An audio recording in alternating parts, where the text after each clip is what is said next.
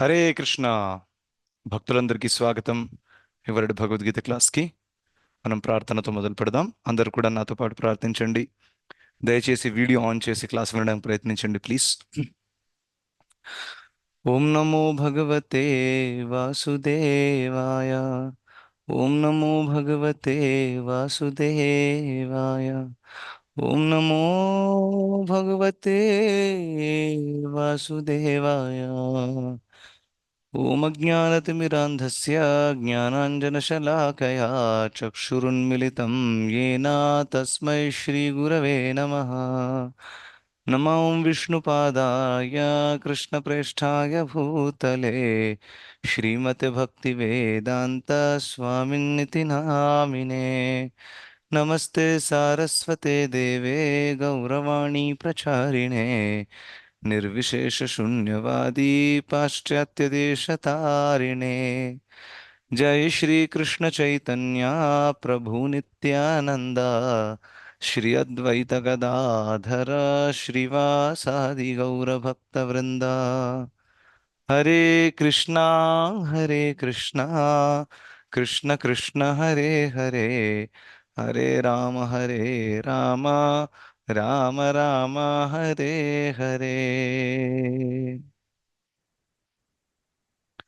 హరే కృష్ణ. భక్తులందరికీ స్వాగతం ఇవాళటి భగవద్గీత క్లాస్కి. దయచేసి వీడియో ఆన్ చేసి క్లాస్ వినండి. Just half an hour class. మరి నోట్స్ కూడా తయారు చేసుకోండి. ఇది మన పరమ సౌభాగ్యము. శ్రీల ప్రభుపాదుల వారి లాంటి శుద్ధ భక్తుల యొక్క రాసినటువంటి తాత్పర్యాలు, అనువాదము భగవద్గీత చదవడము, వినడము, ఒక వినగలిగే అవకాశం మనకు దక్కింది. దీన్ని మనం చక్కగా సద్వినియోగం చేసుకోవాలి. చాలా దుర్లభమైనటువంటి ఒక అవకాశం ఇది. అయితే మనము 9వ అధ్యాయం చర్చిస్తున్నాం, రైట్? పరమ గుహ్య జ్ఞానము. సో ఏ శ్లోకం వరకు మనం కంప్లీట్ చేసాం గుర్తుందా ఎవరికైనా? ఏమైనా చెప్పగలుగుతారా? మనకు పోయిన వారం గ్యాప్ వచ్చేసింది. గుర్తుందా ఎవరికైనా? ఎవరికి గుర్తులేదా?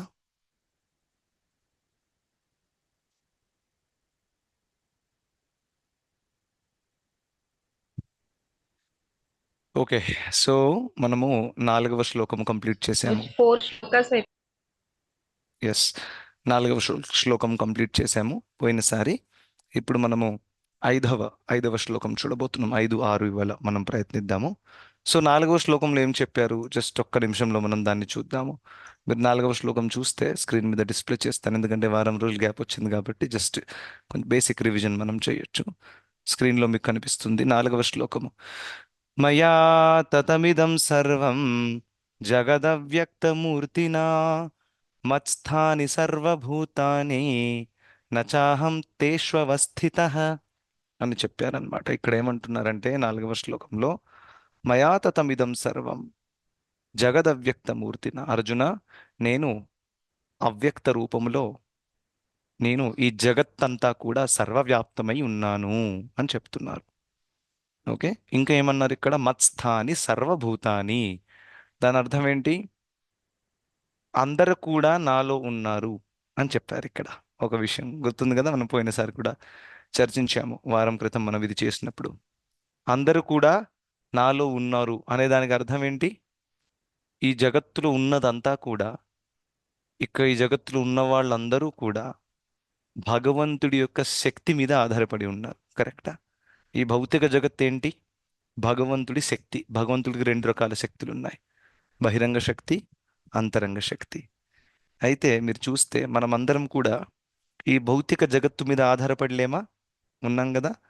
మనకు నీళ్లు కావాలంటే కూడా మనకు ప్రకృతి నీళ్ళు ఇస్తేనే మనం బ్రతకగలుగుతాం. ఆక్సిజన్ కూడా ప్రకృతే ఇస్తుంది. ఆ, ఈ శరీరం గ్రో అవుతుంది, మంచిగా డైజెషన్ నడుస్తుంది. ఈ శరీరం తయారైంది కూడా ప్రకృతి ద్వారా. సో ఆ విధంగా మనం అంతా కూడా ఈ పూర్తి ప్రకృతి మీద ఆధారపడి ఉన్నాము. దాని అర్థం ఏంటి? భగవంతుడి యొక్క శక్తి మీద ఆధారపడి ఉన్నాం. ఒప్పుకుంటారా? సో ఆ లెక్క ప్రకారం మీరు చూస్తే మనం అందరం ఈ భౌతిక జగత్తులో ఉన్నాము కాబట్టి, ఈ భౌతిక జగత్తు భగవంతుడి శక్తి కాబట్టి మనం అందరం కూడా భగవంతుడిలో ఉన్నాము అని ఒక రకంగా చెప్పొచ్చు. ఎందుకంటే భగవంతుడి శక్తి కంట్రోల్లో ఉన్నాము, ఇంకా భగవంతుడి శక్తి భగవంతుడి కంట్రోల్లో ఉంది. ఆ లెక్క ప్రకారం చూస్తే మనమందరం కూడా భగవంతుడి కంట్రోల్లో ఉన్నాం. కరెక్టా? A is equal to B, B is equal to C, and therefore A is equal to C. Correct? So ఆ విధంగా. సో అని అందుకని కృష్ణుడు ఏమన్నారు, అందరూ నాలో ఉన్నారు అని చెప్పారు. అర్థమైంది కదా? అయితే ఆ శ్లోకం చెప్పిన తర్వాత అందులోనే మీరు చూస్తే లాస్ట్ లైన్లో మత్స్థాని సర్వభూతాని, అందరూ నాలో ఉన్నారు, అందరూ నాలో ఉన్నారు అనే విషయానికి అర్థం అర్థం తెలిసింది కదా అందరికి ఇప్పుడు. అయితే లాస్ట్ లెవెన్ నచాహం తేష్ అవస్థిత అని చెప్పారు, కానీ నేను దాంట్లో లేను అని చెప్పారు. దాని అర్థం ఏంటి? అందరూ నాలో ఉన్నారు కానీ నేను దాంట్లో లేను. దాని అర్థం ఏంటి? నేను ఈ భౌతిక జగత్తులో వ్యక్తిగత రూపంలో లేను. పర్సనల్గా భగవంతుడు ఎక్కడ ఉంటారు? ఆధ్యాత్మిక జగత్తులో ఉంటారు. కరెక్టా? ఇక్కడ అవ్యక్త రూపంలో ఉన్నారనమాట. సో నేను వ్యక్తిగత రూపంలో ఇక్కడ లేను, పర్సనల్గా లేను. నా శక్తుల ద్వారా నేను ఈ భౌతిక జగత్తులో అన్ని పనులు నడిపిస్తున్నాను. అర్థమైంది కదా? ఈ శ్లోకంలో అందరూ నాలో ఉన్నారు అనే దానికి అర్థం అది, ఇంకా నేను దాంట్లో లేను అనే దానికి అర్థం ఇప్పుడు నేను చెప్పింది. రెండు అర్థమయ్యాయి కదా? దీంట్లో ఎవరికైనా డౌట్స్ ఉన్నాయా? ఓకే, అందరికి అర్థమైంది అనుకుంటా. ఇప్పుడు మనం 5వ శ్లోకం ఇవాళ చూడబోతున్నాము. సో దయచేసి చదవాలనుకునే వాళ్ళు హ్యాండ్ రైజ్ చేయండి ప్లీజ్. 5వ శ్లోకము నచమత్స్థాని భూతాని అనే శ్లోకం, చాలా మంచిది ఇది. ఓకే, ఎవరు రెడీగా లేరా? No problems. నేను ఓకే, మైథిలి మాతాజీ మీరు చదువుతారు. Go head. హరే కృష్ణ ప్రభుజీ. హరే కృష్ణ. దండ చదవండి.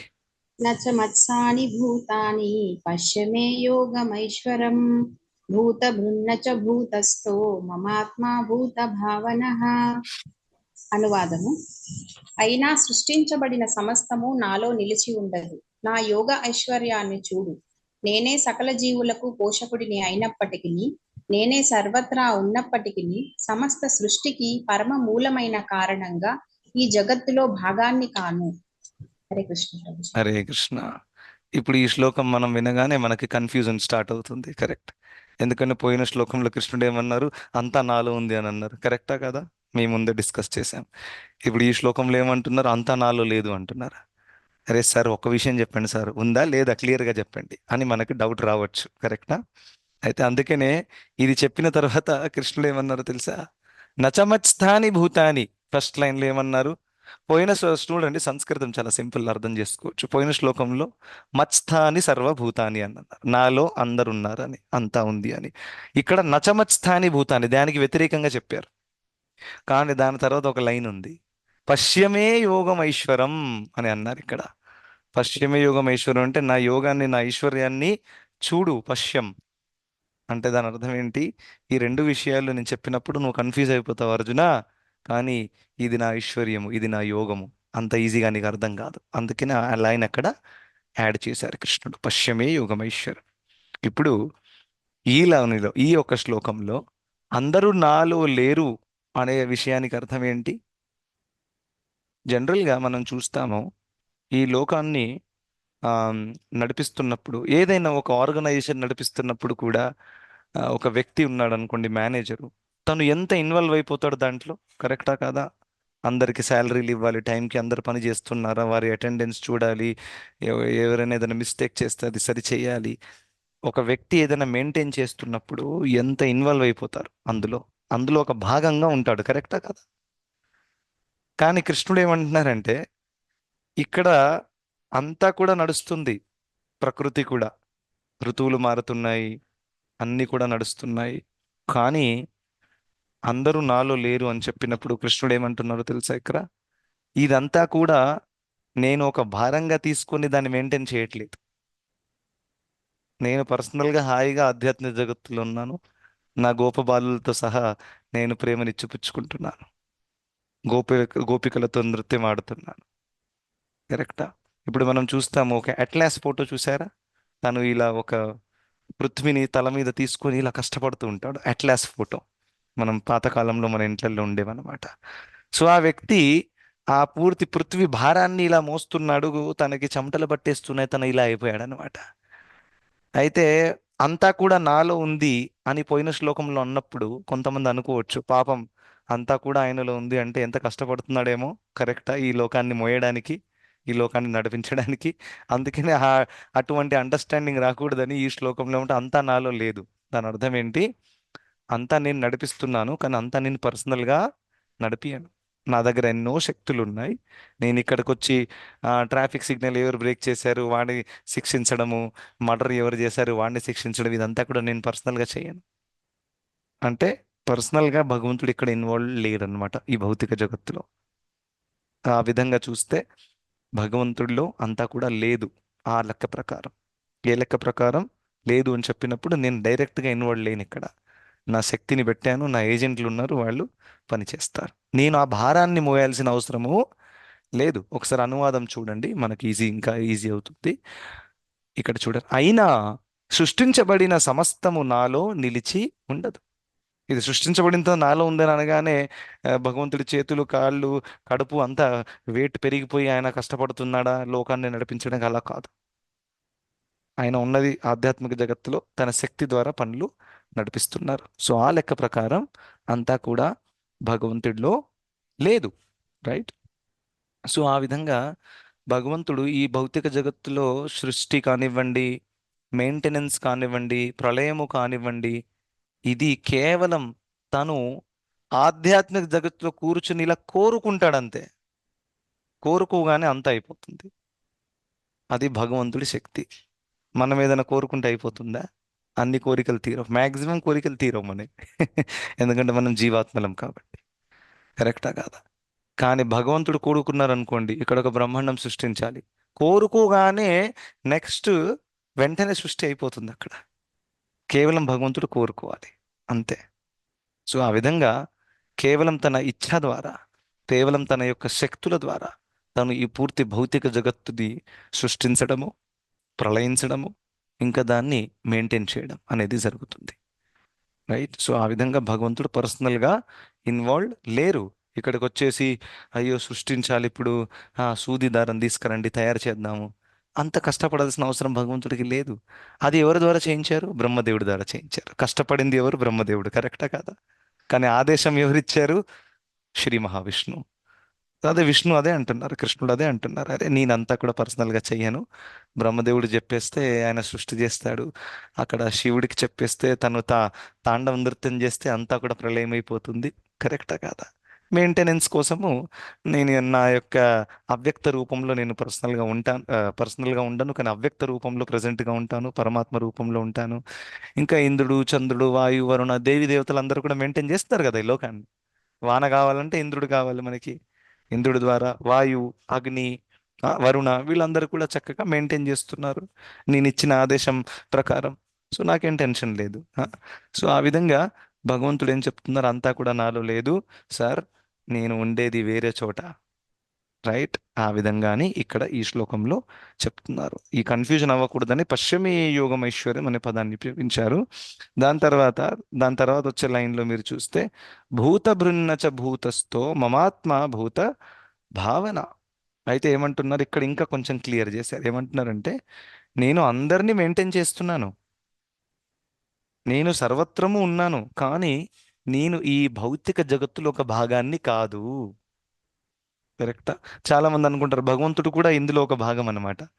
తను కూడా ఎక్కడో పుట్టాడు, పెరిగాడు, తనది కూడా ఊరుంది, తను కూడా పాపం చనిపోయాడు. రైట్? అది జీవాత్మల కోసం. భగవంతుడు ఈ భౌతిక జగత్తులో ఒక భాగము కాదు. ఇప్పుడు నరేంద్ర మోదీ కూడా, లేకపోతే పెద్ద పోలీస్ ఇన్స్పెక్టర్ కూడా ఎప్పుడెప్పుడు జైలుకి వెళ్తారు చూడ్డానికి ఖైదీలని ఏం చేస్తున్నారు అనేది. ఇప్పుడు తను జైల్లో ఉన్నాడు కాబట్టి తను కూడా ఖైదీ అయిపోతాడా? కాదు కదా. ఆ, తను అక్కడ దేనికోసం వచ్చాడు? మానిటరింగ్ చేయడం కోసం వచ్చారు. రైట్? అదే విధంగా భగవంతుడు ఇక్కడ పని చేయిస్తూ ఉంటారు, అవ్యక్త రూపంలో ఉంటారు, కానీ ఇందులో తను భాగము కాదు. తను లీలలు చేయడానికి వస్తారు. యదా యదా హి ధర్మస్య గ్లానిర్భవతి భారత, వస్తారు. ధర్మస్య గ్లానిర్, ధర్మము గ్లాని జరిగినప్పుడు, ధర్మానికి హాని జరిగినప్పుడు తను వస్తారు, అవతరిస్తారు ఇక్కడ. కానీ తను ఈ లోకంలో ఒక భాగం కాదు. ఆ, తను దేవకి గర్భంలో పుట్టాడు. ఇదంతా కూడా తను చేసిన లీల. రైట్? మనం అందరం ఎలా పుట్టాం ఇక్కడ? కర్మానుసారంగా పుట్టాం. మనకు ఆప్షన్ ఇచ్చారా? మీరు ఏ ఫ్యామిలీలో పుడతారండి చెప్పండి, మీకు ఎలాంటి హైట్ కావాలి, కలర్ ఎలా ఉండాలి, ముక్కు సన్నగా ఉండాలా లేకపోతే లావుగా ఉండాలా, హైట్ ఎలా, ఇదంతా కూడా ఎవరు అడగలేదు మనల్ని. అలా అడిగి ఉంటే మనం పెద్ద లిస్ట్ ఇచ్చేవాళ్ళం. కలర్ మహేష్ బాబు లాగా ఉండాలి, బాడీ సల్మాన్ ఖాన్ లాగా ఉండాలి, కుటుంబం అంబానీ కుటుంబం కావాలి, ఆ, ఇటువంటి అన్ని కోరికలు మనం కానీ ఎవరు అడగలేదు. మనం పుట్టిన తర్వాత మనకు ఏర్పడింది, మనం ఈ కుటుంబంలో పుట్టాము, ఇది నా ఆర్థిక పరిస్థితి, నా శరీరం ఒక రకంగా ఉంది, నా కలర్ ఒక రకంగా ఉంది. కరెక్టా? దాని అర్థం ఏంటి? మనము ఈ జగత్తులో పుట్టినప్పుడు మన కోరిక వల్ల పుట్టలేదు మనం. కర్మ బంధన కలిగింది. ప్రకృతి ఒక ఫోర్స్ఫుల్ గా మనకి శరీరాన్ని ఇచ్చింది. ఒప్పుకుంటారా? ఒక వ్యక్తి అంటున్నాడు, ప్రభుజీ, ఈ లోకంలో ఇన్ని కష్టాలు ఉంటాయని తెలుసుంటే నేను పుట్టేవాడినే కాదు. అంటే మనకి ఎవరైనా ఆప్షన్ ఇచ్చారా పుడతావా లేదా అని? లేదు కదా. కానీ మనకి ఎంత తెలిసి ఉంటారు, ఇన్ని నానా కష్టాలు అనుభవించాలి, ముసలితనం వచ్చినప్పుడు ఎన్నెన్ని కష్టాలు ఉంటాయి. కరెక్టా? మానసికంగా, శారీరకంగా. కరెక్ట్. ఎన్నో కష్టాలు ఉంటాయి. ఇదంతా తెలిసుంటే ఏ బుద్ధి కలిగిన వాడు ఇక్కడికి రాడు. కరెక్ట్. అందుకని కృష్ణుడు ఏమన్నారు, మాముపేత్య పునర్జన్మ దుఃఖాలయమ శాశ్వతం నాప్నువంతి మహాత్మానః సంసిద్ధిం పరమాం గతః అని చెప్పారు. ఎవరైతే బుద్ధి కలిగిన వాళ్ళు నన్ను తెలుసుకున్నారో, నేనే సర్వస్వం అని అనుకుంటున్నారో, ఆ వాస్తవాన్ని అనుభవించారో, అటువంటి వాళ్ళు మళ్ళీ ఇక్కడ రారు. ఆ విధంగా కృష్ణుడు చెప్తున్నారు అనమాట. అంటే భక్తి సిద్ధాంత సరస్వతి ఠాకూర్ల వారు చెప్పేవారు, ఈ భౌతిక జగత్తు సజ్జనుల కోసం కాదు. సజ్జనులు ఎవరైతే ఉన్నారో, ఉన్నతమైన ఆలోచన ఉంచుకునే వాళ్ళు, ధర్మపరాయణులు, అటువంటి వాళ్ళు ఈ భౌతిక జగత్తులో ఉండలేరు. ఎందుకంటే ఈ భౌతిక జగత్తు క్రిమినల్స్ కోసం. ఇక్కడ కేవలం దుఃఖం ఉంటుంది. సో అందుకనే మనందరం కూడా ఈ భౌతిక జగత్తుని అతీతమైనటువంటి ఆధ్యాత్మిక జగత్తుకి వెళ్ళడానికి ప్రయత్నించాలి. అది యాక్చువల్గా మన జీవితపు ముఖ్యమైన లక్ష్యం. అందుకనే ఈ మానవ శరీరం మనకిచ్చారు. ఇక్కడ మనం సెటిల్మెంట్ చేసుకోవడానికి అది సెట్ చేస్తే హ్యాపీ అయిపోతాను, ఇది ఒకటి సెట్ చేస్తే వేరే ప్రాబ్లం స్టార్ట్ అయిపోతుంది. అది ఈ లోకం ఇలాగే ఉంటుందండి. ఎప్పుడెప్పుడు చూస్తాం కదా ఇంట్లో వాటర్ ట్యాప్ లీకేజ్ ఎలా ఉంటుంది. మనం ఇక్కడి నుంచి క్లోజ్ చేస్తాం, అక్కడి నుంచి వెళ్తుంది నీళ్లు. అక్కడ క్లోజ్ చేస్తే వేరే ఎక్కడి నుంచి వెళ్తుంది. ఎంత చేసినా కానీ నీళ్లు లీక్ అవుతాయి ఎప్పుడెప్పుడు. చాలా డిఫికల్ట్. సో అదే విధంగా ఈ లోకం తయారైంది దానికోసం, దుఃఖాలేమ శాశ్వతం. సో ఇక్కడ మనం హ్యాపీగా ఉండాలి, సెటిల్ అయిపోదాము అని అనుకున్నప్పుడు మనకు ఖచ్చితంగా దుఃఖాలు వస్తాయి. ఏ విధంగా ఒక ఖైదీ జైల్లో కొంచెం సెటిల్ అయిపోదాము, జైల్లో ఏసీ పెట్టించుకుంటాను, జైల్లో టీవీ పెట్టుకుంటాను, ఎంటర్టైన్మెంట్ వస్తుంది, జైల్లో ఆనందంగా ఉండడానికి ప్రయత్నించడం మూర్ఖత్వం. జైల్లో ఉన్న వ్యక్తి ఏం కోరుకోవాలి? జైలు నుంచి బయటికి రావాలని కోరుకోవాలి. కరెక్టా? సో అదే విధంగా మనమందరం కూడా ఆధ్యాత్మిక ఆనందం వెతకాలి. చూడండి, ఆనందం వెతకడం తప్పు కాదు ఈ లోకం. ఎందుకంటే ఆనందమయో భ్యాసాత్ అని చెప్పారు వేదాంత సూత్రాలలో. ఈ ఆనందం వెతకడం కానివ్వండి, ఉన్నతమైన ఆనందాన్ని అనుభవించడం కానివ్వండి, ఇది జీవాత్మ యొక్క ప్రవృత్తి, సహజమైన గుణము. అది తప్పు కాదు. తప్పెక్కడ?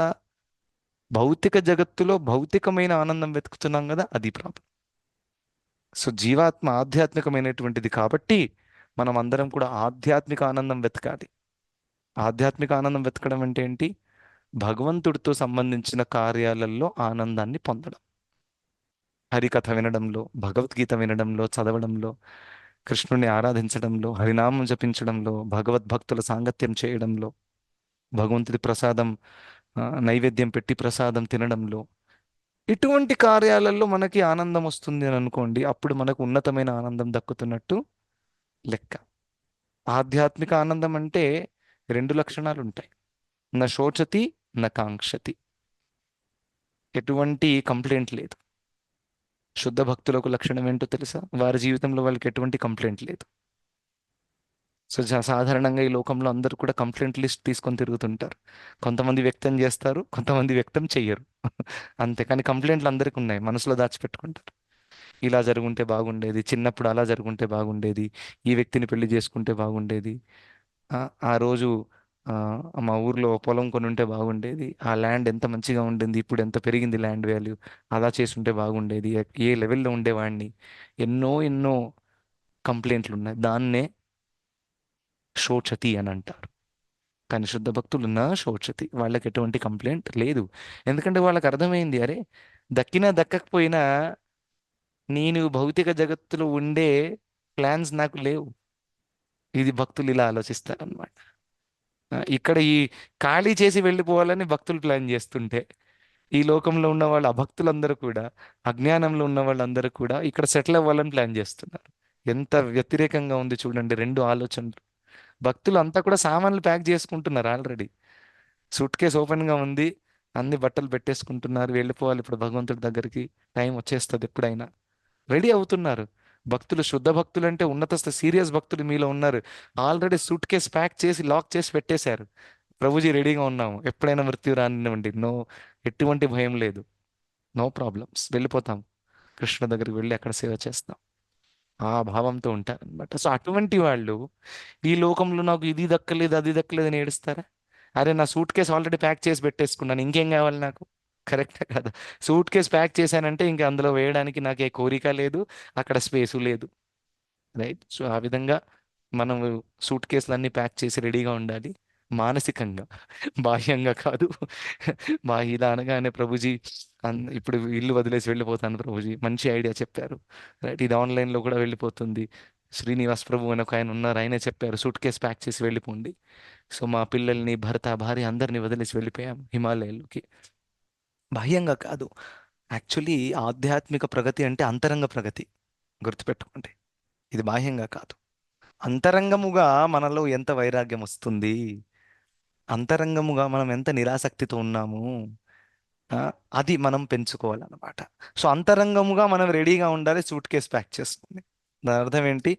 పుసుక్కున ఏదైనా జారిపోయినా కానీ, అకస్మాత్తుగా పోగొట్టుకున్నా కానీ, అకస్మాత్తుగా చనిపోయినా కానీ ఎటువంటి బాధ లేదు.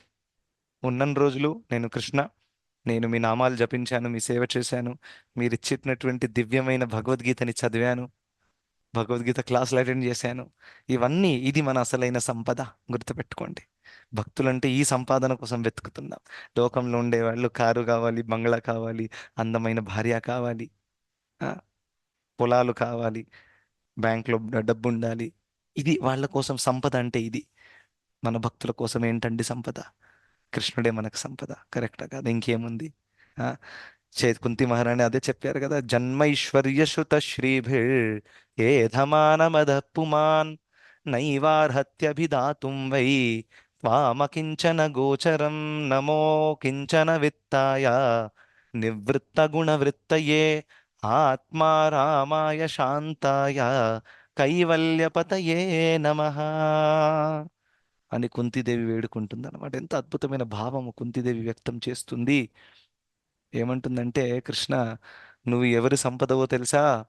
ఎవరైతే అంత భౌతికమైన సంపద పోగొట్టుకున్నారో అటువంటి వాళ్ళ సంపదవి నువ్వు అని చెప్పారు. దాని అర్థం ఏంటి? భౌతిక సంపద పోగొట్టుకోవడం అంటే ఉన్నదంతా కూడా పారేయడం, అమ్మేయడం అని కాదు. భౌతిక సంపత్తి పోగొట్టుకున్న వాళ్ళు అని అంటే మానసికంగా ఆ భౌతిక సంపత్తి పట్ల ఎటువంటి ఆసక్తి లేదు. అటువంటి వాళ్ళ జీవితంలో ఏకైక సంపత్తి, ఒకే ఒక సంపద ఇదేంటి? కృష్ణుడు. ఆ సంపద మనం తీసుకెళ్ళాలి. జన్మ జన్మాంతరముగా ఈ సంపద మనతో పాటు మనకు వస్తుంది. ఇక్కడ ఉన్న ఏ సంపద కూడా వస్తుందా మనతో పాటు? ఇల్లు వస్తుందా, కారు వస్తుందా, బంగ్లా, చిల్లి గవ్వ కూడా రాదు. ఆ, దానికోసం ఆ జీవితం అంకితం చేయడం కరెక్ట్ కాదు కదా? మనం జీవితంలో డబ్బు సంపాదించాలి, కారు కావాలంటే కారు కొనుక్కోవచ్చు, ఇవన్నీ కూడా ఉపయోగించడానికి మనకు అవసరం. దాని లిమిట్ అక్కడ దాకే ఉంది. కరెక్టా? ఉపయోగించడానికి కోసం తీసుకున్నాం. ఇల్లు కావాలి ఎందుకు? ఉండడానికి, ఫ్యామిలీ మెయింటైన్ చేయడానికి. కానీ జీవితపు లక్ష్యం కాకూడదు. అందుకని ఎవరికైతే జీవితపు లక్ష్యం క్లియర్గా ఉండదో దీన్నే లక్ష్యంగా తీసుకుంటారు కదా. కేవలం పని చేద్దాము, డబ్బు సంపాదిద్దాము, కుటుంబం పోషిద్దాము, వేరే ఎటువంటి లక్ష్యం లేదు, భగవంతుడితో సంబంధం అవసరం లేదు, సీరియస్ అవ్వాలని లేదు. అటువంటి వాళ్ళు ఈ ఆధ్యాత్మిక జగత్తుకి వెళ్ళాలి, ఈ భౌతిక జగత్తు మన అసలైన ఇల్లు కాదు అనే అండర్స్టాండింగ్ ఇంకా స్ట్రాంగ్ అవ్వలేదన్నమాట. ఎవరికైతే స్ట్రాంగ్ అయిపోయిందో వాళ్ళు రెడీగా ఉంటారు, సూట్ కేస్ ప్యాక్ చేసుకొని రెడీగా ఉండడం అన్నాను కదా, ఆ విధంగా రెడీగా ఉన్నారు. కానీ అంతా తెలిసింది, విన్నాం, అయినా కానీ భక్తిలో ఇంకా కమిట్మెంట్స్ తీసుకోవట్లేదు. లేకపోతే చూద్దాంలేండి, ఒకరోజు చేద్దామండి. సో వాళ్ళ మనసులో ఇంకా ఏముంటుంది? ఆ, ఆధ్యాత్మిక జీవితం అంటే ఫ్రీగా ఉన్నప్పుడు చేసుకోవచ్చు, అంత సీరియస్ మ్యాటర్ కాదు. ఈ భౌతిక జగత్తులో నాకు ఎన్నో రెస్పాన్సిబిలిటీస్ ఉన్నాయి. కరెక్టా? అన్ని చేయాలి, దాంట్లో ఫుల్గా బిజీ అయిపోతారు. కరెక్టా కాదా? అఫ్ కోర్స్ కొంతమంది పరిస్థితి ఎప్పుడెప్పుడు డిఫికల్ట్గా ఉండొచ్చు. కుటుంబ పరిస్థితులను బట్టి ఒక వ్యక్తి చాలా కష్టపడాల్సి వస్తుంది పోషించడానికి. కరెక్టా కాదా? కానీ ఒక వ్యక్తి 10 నిమిషాలు తీసుకొని హరే కృష్ణ మహామంత్రం జపించవచ్చా లేదా చెప్పండి? 24 గంటలలో ఎంత బిజీ వ్యక్తి అయినా కానివ్వండి, ఖచ్చితంగా చేయొచ్చు. మరి ఒక్క మాల కూడా చాంటింగ్ చేయట్లేదండి అని అంటే టైం లేదని కాదు, ఇంట్రెస్ట్ లేదు. కరెక్ట్, చాలా సింపుల్ అన్నమాట. ఒక్క మాల, నేను వర్స్ట్ కేసు చెప్తున్నా, ఐసీయూలో పెట్టేశారు, అయినా కానీ మనం మనసులో మాల చేయొచ్చు. నిజంగా చెప్తున్నాను. మా భక్తులు ఎంతో, ఎవరైతే భక్తులు ఉన్నారో ఎంతో మందిని కలుస్తాను, వాళ్ళు ఏదో ఆపరేషన్ జరిగింది, మళ్ళీ దాని తర్వాత కాంప్లికేషన్ వాళ్ళు ఐసీయూలో పెట్టారు. వాళ్ళు ఐసీయూలో ఉండి అంతా కూడా ఆపరేషన్ నడుస్తుంటే, ప్రభు ఆయన ఆపరేషన్ తర్వాత, ప్రభుజీ 36 మాలాస్ హో గయా మేరా అని అంటున్నారు. 36 మాలాస్ ఎప్పుడు చేసావే నువ్వు? మనసులో చేశా. ఆపరేషను, మరి అదేంటది, ఎనస్థీసియా ఇస్తారు, మళ్ళీ అదంతా ఎనస్థీసియా దిగాలి, పెద్ద ప్రాసెస్. అందులో అంతా కూడా తన మనసులో 36 మాలలు చేసుకున్నాడు తను మంచిగా. ఇది భక్తులు చూడండి. ఇప్పుడు అంటారు ఎవరైనా టైం లేదని. తను ఐసీయూలో అడ్మిట్ ఉన్నాడు, 36 మాలలు చేశాడు. మనం ఐసీయూలో అడ్మిట్ లేము, ఇంట్లో చక్కగా ఉన్నాం, కాళ్ళు చేతులు నడుస్తున్నాయి, 4 మాలలు అనేసరికి ఇక్కడ దాకా వచ్చేస్తుంది. ఒక్కసారి ఆలోచించండి. అయితే ఆధ్యాత్మిక జీవితంలో ఎదగాలంటే దృఢ సంకల్పం కావాలి. దృఢ సంకల్పం ఉన్న వాళ్ళు ఎక్కడైనా చేస్తారు. రైట్, చాలా చాలా ఇంపార్టెంట్. ఇది చాలా ప్రాక్టికల్గా మనం చెయ్యొచ్చు. రైట్, మనందరం కూడా ఏ పరిస్థితి అయినా కానివ్వండి, మన మనసులో వచ్చే ఆలోచనలు ఎవరైనా ఆపగలుగుతారా? మిమ్మల్ని కాళ్ళు చేతులు కట్టేసి ఒక రూమ్లో లాక్ చేసినా కానీ భగవంతుని స్మరించడం అనేది ఆపగలుగుతారా? ఎవరైనా ఆపలేరు కదా. అందుకనే కృష్ణుడు ఉద్ధవ గీతలో ఉద్ధవుడికి చెప్పారు, నన్ను అనేక రకాలుగా ఆరాధించవచ్చు, ఇంకొక రకం ఏంటో తెలుసా? మానస పూజ అని చెప్పారు. మానస పూజ అంటే మీ మనసులో కూడా నన్ను ఆరాధించవచ్చు ఒకవేళ పరిస్థితులు కుదరలేనప్పుడు. రైట్, సో ఆ విధంగా ఏ కారణం లేదు భగవంతుని స్మరించలేకపోవడానికి, భగవంతుడి నామాలు జపించలేకపోవడానికి. అందరూ చెయ్యొచ్చు. ఎవరు చేస్తారో తెలుసా? జనరల్గా ఎవరికైతే దృఢ నిశ్చయం కలిగిందో, ఈ భౌతిక జగత్తు లోకల్ లాంగ్వేజ్ చెప్పాలంటే చాలా గలీజ్ అయిన ప్లేస్ అన్నమాట.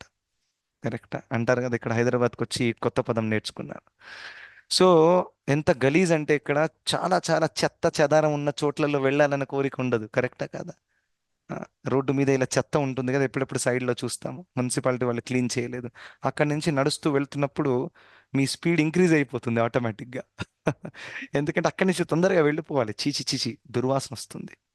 అదేవిధంగా భౌతిక జగత్తు లాంటిది అనమాట. సో ఆ యొక్క దృఢ నిశ్చయం మనలో మనకి కలగాలి. చాలా చాలా ఇంపార్టెంట్ అనమాట. ఇక్కడ కృష్ణుడు ఏం చెప్తున్నారు ఈ శ్లోకంలో ఆఖరికి? నేను ఉండేది పర్సనల్గా ఆధ్యాత్మిక జగత్తులో, ఇక్కడ ఉండను. ఇంకా జీవాత్మలారా, మీరు కూడా నాతో పాటు అక్కడికి రావచ్చు. మీరెందుకు ఇందులో చిక్కిపోయారు? నేను కూడా ఈ భౌతిక జగత్తులో భాగం కాదు. యాక్చువల్గా కృష్ణుడు ఏం చెప్తున్నారంటే ఈ శ్లోకంలో నేర్చుకోవాల్సిన విషయం, మనం కూడా ఈ భౌతిక జగత్తులో భాగం కాదు. ఇప్పుడు ప్రస్తుతం చిక్కిపోయాం కానీ మన అసలైన సహజమైనటువంటి అస్తిత్వం ఏంటంటే మన అందరం కూడా ఆధ్యాత్మిక జగత్తులో ఉండేవాళ్ళం. సో మనం కూడా ఒక లెక్క ప్రకారం చూస్తే ఈ భౌతిక జగత్తులో భాగము కాదు, అనవసరంగా చిక్కిపోయాం. కరెక్టా? ఒక మంచి సజ్జనుడు సిటీలో ఉన్నాడు, తను ఒక క్రిమినల్ క్రైమ్ చేసి జైల్లోకి వెళ్ళాడు. సో తన జైలు తన అసలైన అస్తిత్వమా? శాశ్వతమైన అస్తిత్వం కాదు కదా, టెంపరీ. చిక్కిపోయాడు పాపం తప్పు చేసి, కానీ బయటికి వచ్చేస్తే మళ్ళీ అసలైన అస్తిత్వంలోకి వచ్చేస్తాడు. అదేవిధంగా మనం కూడా బయటికి వచ్చి ఆధ్యాత్మిక జగత్తుకి, భగవంతుడికి దగ్గరికి వెళ్ళిపోతే అసలైన అస్తిత్వంలో స్థితమైపోతాం. మనం కూడా ఈ భౌతిక జగత్తులో భాగము కాదు. ఆ విషయం ఇందులో నేర్చుకోవాల్సినది చాలా చాలా ముఖ్యం అన్నమాట. ఓకే, సో 2 శ్లోకాలు అనుకున్నాను కానీ ఒకటే అయింది. సో మనం ఇప్పుడు ఆపేద్దాము. అందరికి చాలా చాలా ధన్యవాదాలు. హరే కృష్ణ. ఏదైనా ఒక ప్రశ్న ఉంటే తీసుకోవచ్చు.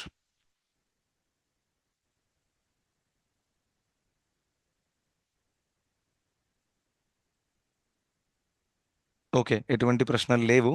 సో పై వచ్చే శ్లోకం ఇప్పుడు మనం చర్చిద్దాము. ఇది చాలా సింపుల్ శ్లోకం. ఇందులో కృష్ణుడు ఏం చేస్తున్నారంటే ఒక ఉదాహరణ ఇస్తున్నారు. ఇప్పుడు ఈ విషయం చెప్పిన తర్వాత మనందరికీ కొంచెం కన్ఫ్యూజన్ అవ్వచ్చు. ఆ కన్ఫ్యూజన్ దూరం చేయడానికి ఈ 6వ యొక్క శ్లోకం ఏదైతే ఉందో నేను స్క్రీన్ మీద డిస్ప్లే చేశాను. ఇందులో భగవంతుడు మనకు ఉదాహరణ ఇస్తున్నారు. ఇది నేను చదువుతాను ఒకసారి. యథాకాశస్థితో నిత్యం వాయు సర్వత్ర గోమహాన్ తథా సర్వాణి భూతాని మత్స్థానీతి ఉపధారయ. ఇందులో అనువాదం ఏం చెప్పారు భగవంతుడు? సర్వత్రం వీచే ప్రబలమైన గాలి సర్వదా ఆకాశంలోనే స్థితిని కలిగి ఉన్నట్లుగా సమస్త జీవులు నాయందే స్థితిని కలిగి ఉన్నాయని అర్థం చేసుకోవలసింది అని చెప్పారు. అయితే దీనికి ఉదాహరణ ఏంటి? మీరు చూడండి, ఈ భౌతిక బ్రహ్మాండంలో అనేక విషయాలు ఉన్నాయి, కరెక్టా? 14 భువనాలు ఉన్నాయి. ఒక్కొక్క లోకంలో కూడా ఎన్నెన్నో పెద్ద పెద్ద పర్వతాలు, చెట్లు, నదులు, సముద్రాలు ఇవన్నీ కూడా ఉన్నాయి. కానీ ఏది ఎంతైనా కానివ్వండి, ఇదంతా కూడా ఉండేది ఆకాశం యొక్క ఆధీనంలో, కరెక్టా? ఆకాశానికి మించి ఏది లేదు ఇక్కడ. యథ ఆకాశ స్థితో నిత్యం వాయు సర్వత్ర గోమహాన్. ఇప్పుడు వాయు అనేది ఎక్కడైతే మానవులు చేరలేకపోతారో అక్కడ వాయువు చేరుతుంది, కరెక్టా? చాలా చాలా దూరం వెళ్ళిపోతుంది, చాలా మీదికి వెళ్ళిపోతుంది. కానీ ఎంత మీదికి వెళ్ళినా, ఎంత దూరం వెళ్ళినా ఆఖరికి ఆకాశం ఆధీనంలోనే ఉంటుంది. తప్పుకుంటారా? నేను ఒకసారి ఫస్ట్ టైం ఫ్లైట్ ఎక్కినప్పుడు, ఫస్ట్ దానికంటే ముందు కింది నుంచి చూస్తే మనకు ఆ తెల్ల మబ్బులు కనిపిస్తాయి కదా. అయితే ఆకాశం అనేది వెనకాల బ్లూ కలర్ లో ఏదైతే కనిపిస్తుందో అది యాక్చువల్గా ఆకాశం. ఈ మబ్బులు అనేవి టెంపరీ, మబ్బులు చాలా దగ్గరగా ఉంటాయి మనకి, మబ్బులు దూరంగా ఉండవు. కానీ ఆకాశం అనంతమైన, దాన్ని టచ్ చేయరాదు ఎప్పుడు కూడా మనం. సో ఫ్లైట్ ఎక్కినప్పుడు ఫస్ట్ టైం నాకు అప్పుడు అర్థమైంది, యాక్చువల్లీ మబ్బులు చాలా దగ్గరగా ఉన్నాయి మనకి. ఆ ఫ్లైట్ చాలా మీదికి వెళ్ళినప్పుడు పక్కన అన్ని మబ్బులు కనిపిస్తున్నాయి. అరే మబ్బులు ఇక్కడ ఉంటే మీద మీద చూస్తే ఆ బ్లూ కలర్ ఆకాశం ఇంకా కనిపిస్తుంది. సో ఆ విధంగా ఎంత మీదికి ఎక్కినా కానీ ఆఖరికి అంతా కూడా ఆకాశం ఆధీనంలోనే ఉంటుంది. ఈ ఉదాహరణ కృష్ణుడు ఇచ్చారు. యథ ఆకాశ స్థితో నిత్యం వాయు సర్వత్ర గోమహాన్. ఈ వాయువు సర్వత్రం ఉంటుంది, కానీ ఆకాశంలోనే స్థితమై ఉంటుంది ఆఖరికి. అదేవిధంగా ఇక్కడ ఉన్న వాళ్ళందరూ కూడా, ఇక్కడ ఉన్నదంతా కూడా నాలోనే ఉన్నాయి, అంటే భగవంతుడి ఆధీనంలోనే ఉన్నాయి. ఓకే, ఆ ఉదాహరణ ఇక్కడ చెప్పి భగవంతుడు దీన్ని ఇంకా మనకి క్లియర్ చేశారనమాట. ఓకే, సో అందరికి చాలా చాలా ధన్యవాదాలు. ఇందులో ఒక లాస్ట్ పాయింట్ చెప్తాను. భగవంతుడు సృష్టి బ్రహ్మదేవుడి ద్వారా చేయించారు, చెప్పినట్టు ప్రళయము శివుడి ద్వారా అవుతుంది. ఇంకా మెయింటెనెన్స్ అంతా కూడా దేవీ దేవతల ద్వారా చేయిస్తారనమాట. ఇది బ్రహ్మ సంహితలో వస్తుంది. యచ్చక్షురేష సవితా సకల గ్రహాణం రాజా సమస్త సురమూర్తిరశేష తేజా యస్యాజ్ఞయా భ్రమతి సంభృత కాల చక్రో గోవిందమాది పురుషం తమహం భజామి అని అక్కడ శ్లోకం వస్తుందన్నమాట. అక్కడ ఏం చెప్తున్నారంటే, చూడండి మనం అందరం కూడా మనం చుట్టుపక్క చూస్తాము, సూర్యుడు ఉదయిస్తున్నారు, అస్తమిస్తున్నారు, మరియు చంద్రుడు కూడా. వీళ్ళందరూ పక్కాగా టైంకి పనిచేస్తున్నారు, ఒప్పుకుంటారా? ఆ టైంకి పనిచేస్తున్నారు కాబట్టే మనము ఈ తిథులు, ఏకాదశి, ద్వాదశి ఇవన్నీ కూడా ప్రెడిక్ట్ చేయగలుగుతున్నాం. అంటారు ఏకాదశి ఈ సమయానికి స్టార్ట్ అవుతుంది, ఎందుకంటే మనకు తెలుసు సూర్యుడు ఖచ్చితంగా అదే టైంకి వస్తారని. పక్కాగా వస్తున్నారు. ఎవరు ఆదేశిస్తున్నారు వాళ్ళని పక్కాగా రండి అని? కరెక్టా? ఎవరైనా ఆదేశిస్తేనే కదా వస్తారు. అది ఈ బ్రహ్మ సంహితలో బ్రహ్మదేవుడు చెప్తున్నారు, ఆ గోవిందుడే ఆదేశిస్తున్నారు. గోవిందమాది పురుషం తమహం భజామి అని చెప్పారు. యచ్చక్షురేశ సవిత సకల గ్రహాణం. అన్ని గ్రహాలకు రాజైనటువంటి సూర్యగ్రహము పక్కాగా పనిచేస్తుంది భగవంతుడి ఆధీనంలో. భగవంతుడు ఆర్డర్ ఇచ్చారు కాబట్టి. కరెక్ట్. సో ఆ విధంగా అంతా మెయింటెనెన్స్ అంతా కూడా భగవంతుడి అండలోనే నడుస్తుంది, కానీ తను పర్సనల్గా లేరు ఇక్కడ. రైట్. సో అది ఈ యొక్క ఉదాహరణలు మనం తెలుసుకోవచ్చు. Thank you so much. Hare Krishna. 6వ శ్లోకం కూడా మనం కంప్లీట్ చేశాం. ఎస్ మైథిలి మాతాజీ, మీరు హ్యాండ్ రేస్ చేశారు, చెప్పండి. హరే కృష్ణ ప్రభుజీ, సిక్స్త్ శ్లోక ఇంకొకసారి ఎక్స్ప్లెయిన్ చేస్తారా ప్రభుజీ? ఎస్. అయితే 6వ శ్లోకంలో కృష్ణుడు ఏం చెప్తున్నారు? యథాకాశ స్థితో నిత్యం వాయు సర్వత్ర గోమహాన్ తథా సర్వాణి భూతాని మత్స్థానీతి ఉపధారయ. ఈ శ్లోకంలో ఏం చెప్తున్నారంటే, పోయిన శ్లోకంలో ఏ విషయం అయితే చెప్పారో దాన్ని ఇంకా ఎక్స్ప్లెయిన్ చేయడానికి ఉదాహరణ ఇచ్చారు అంతే. ఇది కొత్త విషయం కాదు. పోయిన శ్లోకంలో చెప్పిన విషయాన్ని బెటర్గా ఎక్స్ప్లెయిన్ చేయడానికి ఉదాహరణ. పోయిన శ్లోకంలో ఏం చెప్పారు? ఏమని చెప్పారు? అంతా నాలో లేదు, రైట్? అంటే దాని అర్థం ఏంటి? నేనేదో పర్సనల్గా అంతా నా మీద భారం తీసుకొని కష్టపడుతూ నడుస్తున్నానని కాదు. నేను హాయిగా ఆధ్యాత్మిక జగత్తులో ఉన్నాను, ఇక్కడంతా పని అంతా నడుస్తుంది. అయినప్పటికీ నేను ఆధ్యాత్మిక జగత్తులో ఉన్నప్పటికీ, నేను పర్సనల్గా భౌతిక జగత్తులో లేనప్పటికీ, ఇదంతా కూడా ఆఖరికి నా కంట్రోల్లోనే ఉంది. ఉదాహరణ, ఏ విధంగా ఒక ఆకాశం ఉంది కదా, మనం చూస్తాము. ఈ భౌతిక జగత్తులో ఉన్నదంతా కూడా ఆకాశం ఆధీనంలో ఉంది, కరెక్టా? మీరు ఎంత ఎత్తుకు ఎదిగినా ఎదిగినా ఎదిగినా ఆఖరికి ఆకాశాన్ని దాటి వెళ్ళరాదు. ఆ, దానికి హద్దు లేదు. ఇక్కడ ఉదాహరణ ఏమిచ్చారు? యథ ఆకాశ స్థితో నిత్యం వాయు సర్వత్ర గోమన. ఇప్పుడు నేను చెప్పినట్టు వాయు అనేది ఎక్కడైతే మనం చేరలేమో అక్కడికి వాయు చేరగలుగుతుంది. చాలా చాలా దూర ప్రదేశాలు కానివ్వండి, ఎంత హైట్ కానివ్వండి.